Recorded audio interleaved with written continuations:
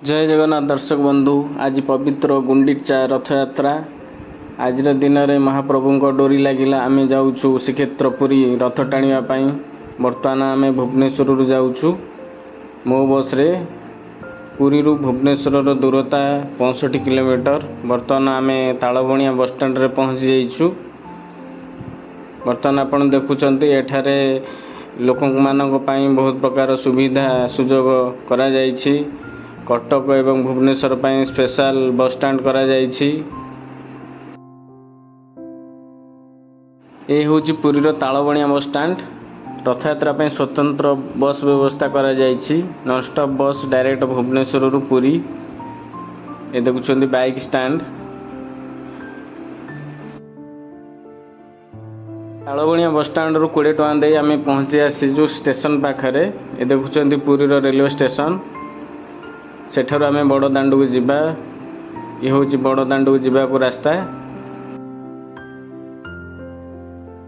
Railway station 1.5 kilometre चलिला परे आमे आसी पहुँची जाइछु बड़ दांडरे। आपण माने देखुचंती ये होची पुरी बड़ दांडर दृश्य। वर्तमान देखंतु रथ 3टी रथ देखा जाउछि हमकु। आषाढ़ मासर शुक्ल पक्ष द्वितीय तिथि रे रथयात्रा आरंभ हुए एवं दशमी तिथि रे शेष हुए, जहाकू बाहुड़ा यात्रा कहा जाए। महाप्रभु जगन्नाथ भाई बलभद्र एवं भौणी सुभद्रा श्रीगुंडीचा मंदिर को जाती एवं 9 दिन पर पुणी फेरती श्री मंदिर को।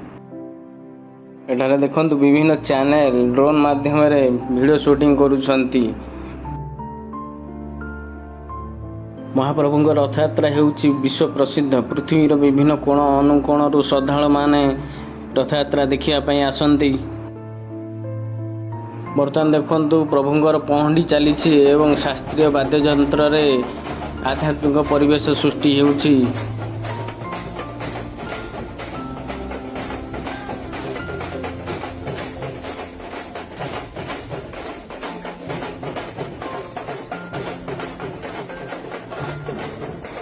बर्तमान रथ टଣା आरंभ हो जाइछि। प्रथमे बड़ भाई बलभद्र तालध्वज रथ रे आसुचंती।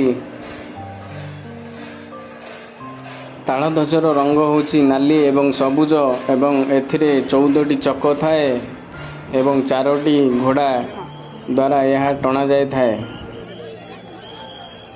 बड़ भाई को पछुक आसुचंती देवी सुभद्रा। सुभद्रांक रथर नाम होछि देवदलन रथ एवं रथरे 12टी चक थाए एवं 4टी घोड़ांक द्वारा यह टଣା जाय थाए।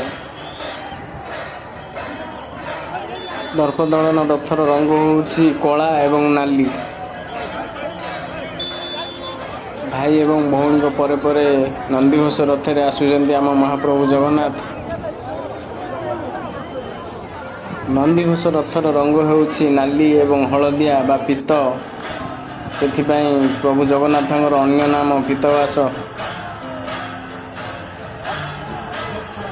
नंदीघोष रथर उच्चता होछि 45 फुट 6 इंच एवं रथरे 16टी चक थाए एवं रथ को 4टी घोड़ांक द्वारा टଣା जाय थाए। वर्तमान हरे कृष्ण हरे राम ध्वनि रे बड़ दांड पूरा कंपी उठुची।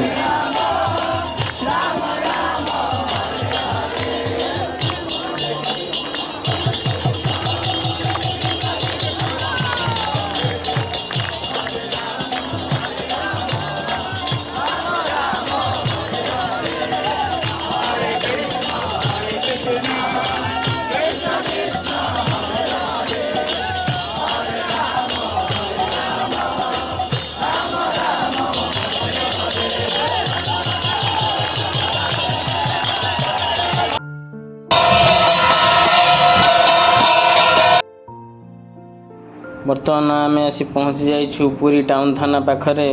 बर्तमान एठी अधा रास्ता रे आज रथ रहिबो एवं आसंता काली पुणी रथ टଣା जीवो। 53 वर्ष पर 2 दिन पई रथयात्रा अनुष्ठित होउछि। प्रथमे 1971 मसीह रे 2 दिन पई रथयात्रा अनुष्ठित होइथिला। भक्त मानकर मानविकता को देखंतु। एते भिड़ भितर एम्बुलेंस सुरक्षित यातायात करि पारुछि। यह हूँ आम ओडिशार गर्व एवं गौरव। ରଥଯାତ୍ରାରେ ଶିଶୁ ଏବଂ ବୃଦ୍ଧା ଲୋକମାନେ ଭିଡ଼ଠାରୁ ଦୂରେଇ ରୁହନ୍ତୁ। ଯେଉଁମାନଙ୍କର ହାର୍ଟ ପ୍ରୋବ୍ଲେମ୍ ଅଛି ସେମାନେ ବି ଭିଡ଼ରୁ ଦୂରେଇ ରୁହନ୍ତୁ। ବର୍ତ୍ତମାନ ସନ୍ଧ୍ୟା ସମୟ ଘନେଇ ଆସିଲାଣି। ରଥଯାତ୍ରା ବୁଲାବୁଲି ଆଜି ପାଇଁ ଏତିକି। ପୁଣି ଦେଖା ହେବ ବାହୁଡ଼ା ଯାତ୍ରାରେ। ଏହି ଭିଡ଼ିଓଟି ଆପଣଙ୍କୁ କେମିତି ଲାଗିଲା ମତାମତ ଦେବେ ଏବଂ ଉପସ୍ଥାପନା ବିଷୟରେ ଜଣାଇବେ। କମେଣ୍ଟ କରନ୍ତୁ, ଲାଇକ୍ କରନ୍ତୁ ଏବଂ ସବସ୍କ୍ରାଇବ୍ କରନ୍ତୁ। ଜୟ ଜଗନ୍ନାଥ। ନମସ୍କାର ଦର୍ଶକ ବନ୍ଧୁ।